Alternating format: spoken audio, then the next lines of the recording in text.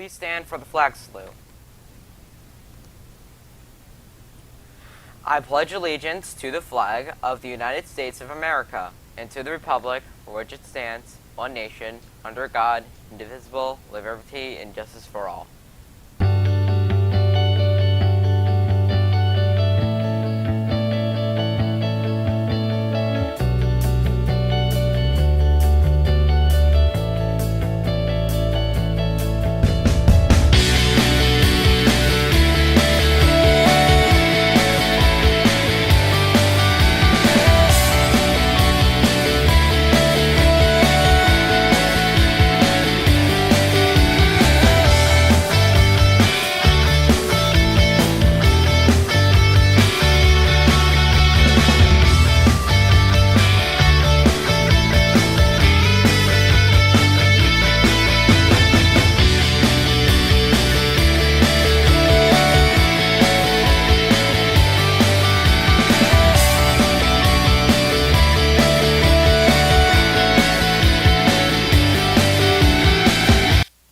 Good morning and welcome to RPtv. Today is Monday, February 28th, 2022. Russia's invasion of Ukraine continues to drag on, with the dramatic developments occurring in the last 48 hours. Let's go to Julian for that report. On Sunday, Vladimir Putin put Russia's nuclear forces on alert, creating an escalation of tensions with the West. Putin said that NATO forces made aggressive statements towards Russia on top of the harsh economic sanctions and cutting major Russian banks from most banking systems. But with a glimmer of hope, both Russia and Ukraine agreed to have peace talks to be held today. Originally, the Ukrainian president rejected Putin's offer to talk in Homel, a city in Belarus, because Belarus was facilitating Russian attacks. But the Ukrainian president agreed to send a Ukrainian delegation to meet with Russian counterparts at the Belarusian border with an unspecified time or location. But in the meantime, Russian forces went from attempting to seize the Ukrainian capital of Kyiv and focused on cutting off the country's southern coast and isolating from the ocean, where help could have arrived. Authorities in the region said Ukrainian forces engaged Russian forces and asked civilians not to leave their homes. Many Ukrainian citizens have decided to volunteer and fight alongside the military, also played a major role while fending off the Russian attacks.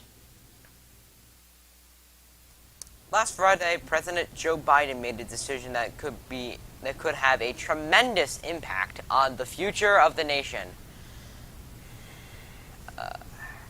He has fulfilled his campaign promise of nominating a black woman to the Supreme Court. Alana has the details.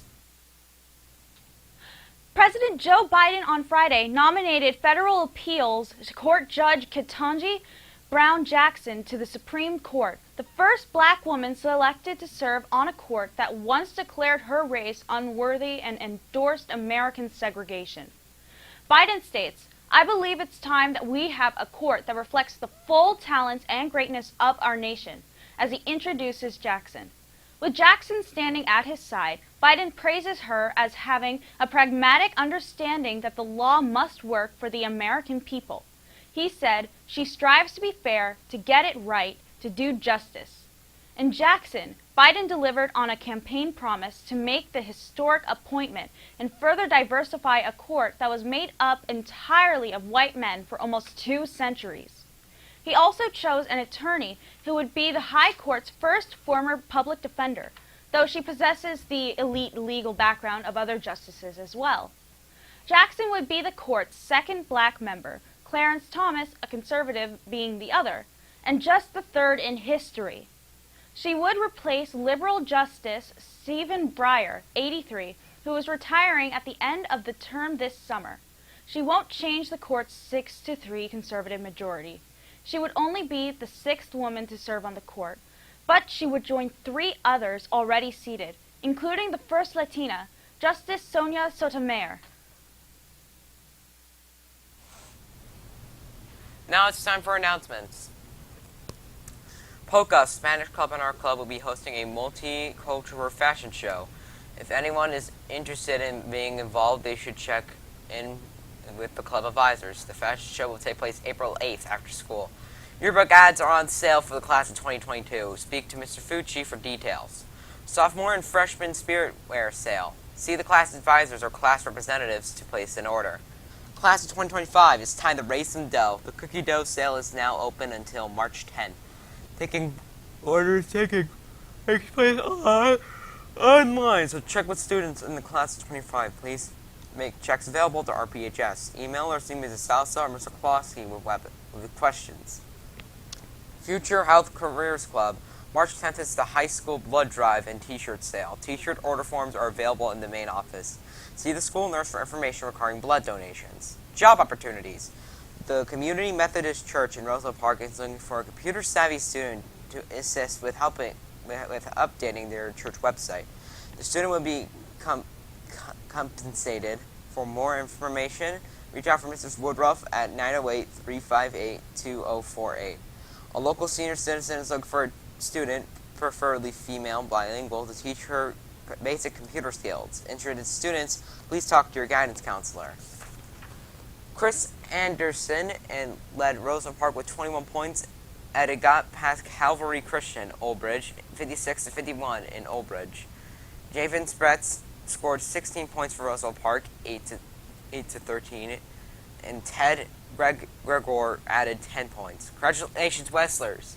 Mason Harms has qualified for the state tournament by placing second in the Region 4 tournament. Angel Majaya and Matthew Griffin placed 5th, and Julian Cologne placed 6th.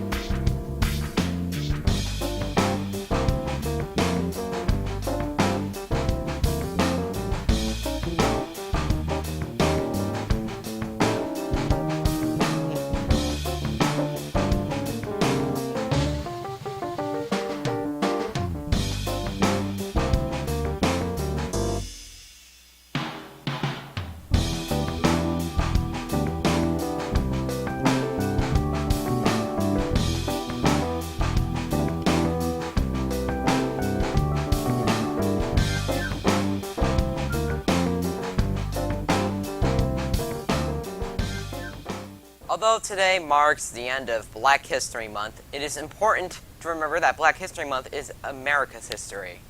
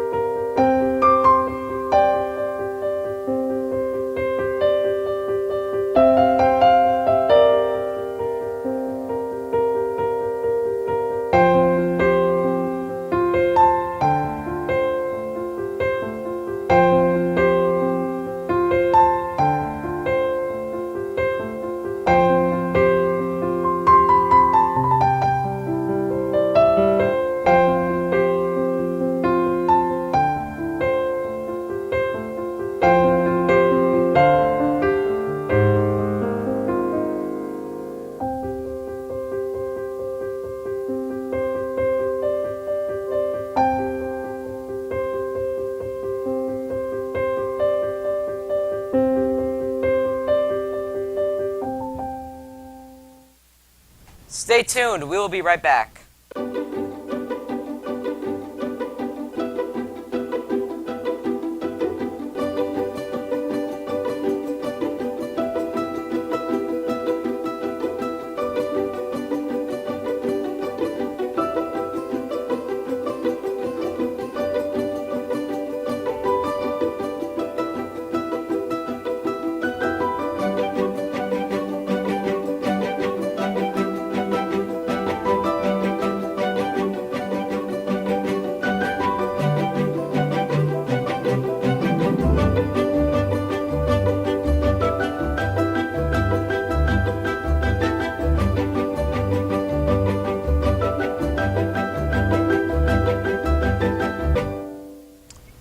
Thanks for watching. Have a great day, and stay tuned for CNN 10.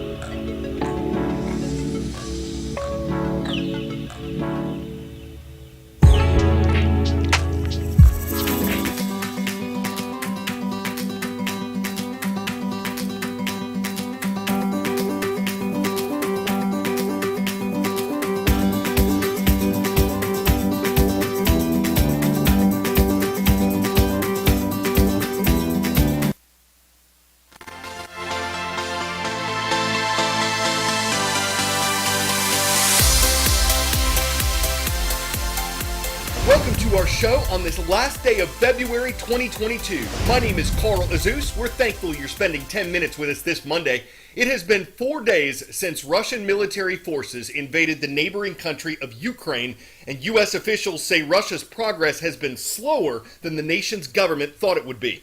Tough resistance from Ukrainian forces, heavier than expected losses on the Russian side, and the size of Ukraine, which is about as big as Texas, these have all been cited as challenges to Russian plans to quickly take control of the neighboring country.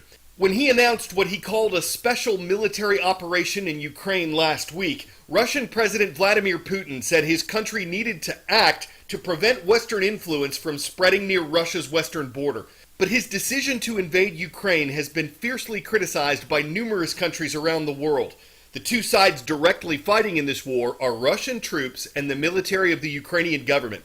But Ukraine is getting weapons, equipment, and various forms of support from the U.S. and several other nations, and some of those countries have also sanctioned Russia. They've put limits on international business with that country in an effort to hurt its economy. Critics of that strategy say sanctions alone are not enough to stop Russia, that they take too long, and that the ones that have been announced weren't put in place soon enough to deter the Russian invasion. Inside Russia itself, there have been protests against that invasion, with hundreds and possibly thousands of people getting arrested for participating. Russians who sympathize with Ukraine have placed flowers outside the Ukrainian embassy in Moscow. On Sunday, there were concerns that Russian President Putin was authorizing more destructive weapons in an effort to inflict more damage on Ukraine and end the conflict faster. Russia has said it is not targeting civilian areas, but some of them have been damaged. A man stands on his balcony, looking out at a new reality just hours after a missile slammed into his apartment building. It was 8 a.m. when the projectile hit, destroying parts of the 22nd and 23rd floors. According to Ukrainian authorities, 2 people were killed.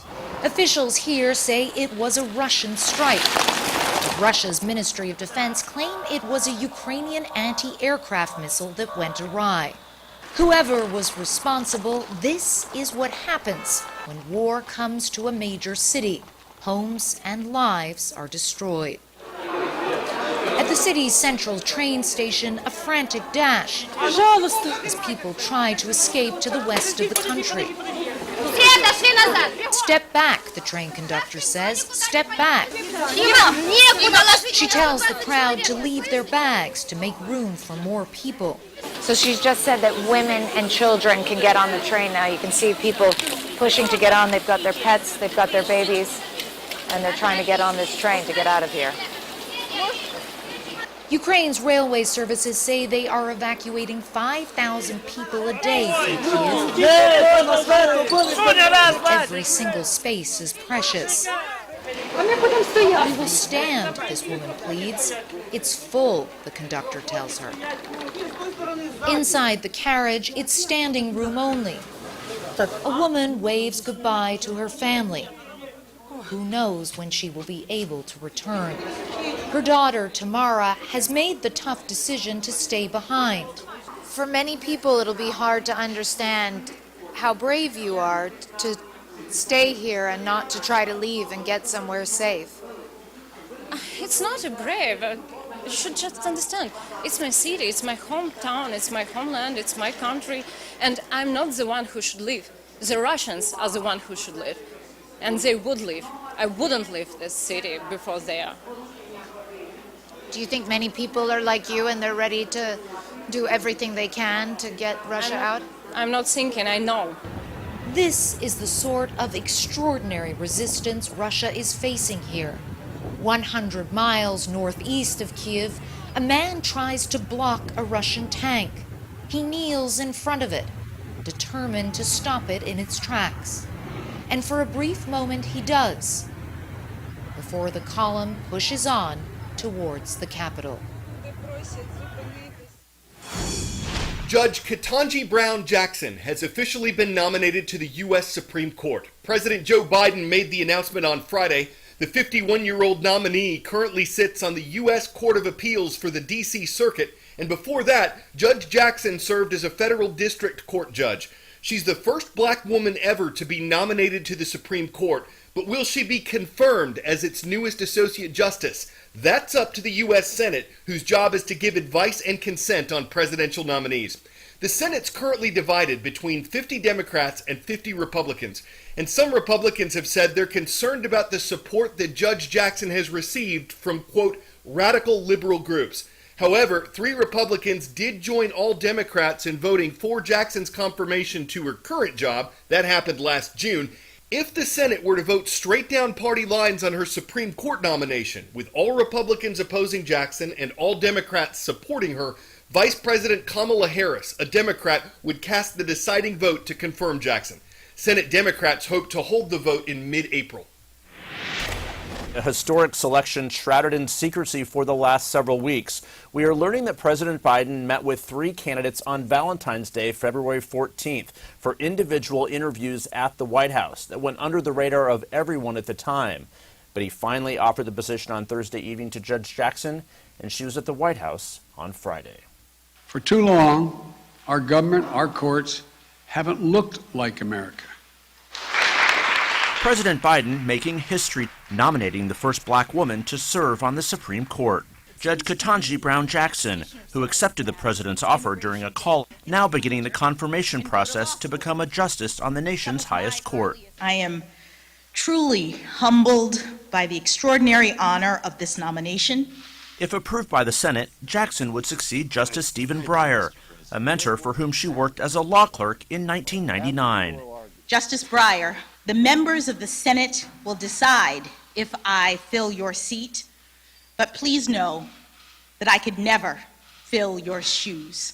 Her liberal ideology would not change the balance of the court, yet her presence on the bench would mark a major milestone for the court and the country. The White House ceremony comes 2 years to the day since Biden first made the pledge to nominate a black woman on the court, as he sought to revive his candidacy before the South Carolina primary.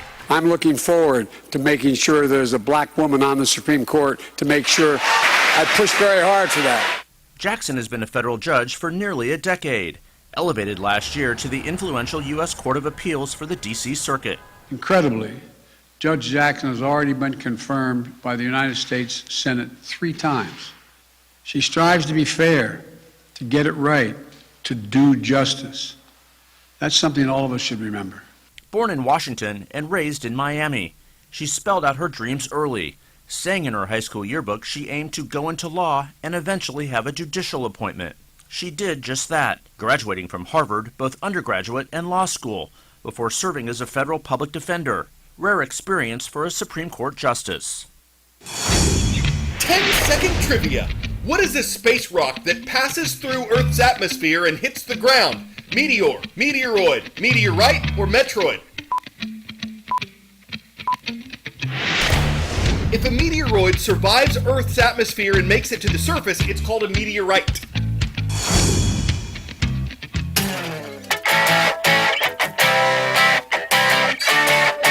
In 2019, a meteorite struck a doghouse in Costa Rica. It just missed the dog. The animal was okay, but the Christie's Auction Company says it's incredibly rare for things built by people to get hit by meteorites. So the doghouse was put up for auction, and it fetched, get it, $44,000. The meteorite itself went for $21,000. We don't know how much of this will go to the dog, but hopefully he'll get a new house out of the deal. One that rocks, if you know what I'm saying. His old rin-tin-tin roof was rusted, so he'll probably want something to ease his anxiety. One with better protection for his fascia, something that offers more of a life rafter, and he'll probably opt out of a skylight. Then maybe he might not mind being in the doghouse. Roof puns. We nailed them. I'm Carl Azus. Want to say hello today to the American International School of Cairo. Thank you for watching from the Egyptian capital, and thanks to all of you for taking time for CNN.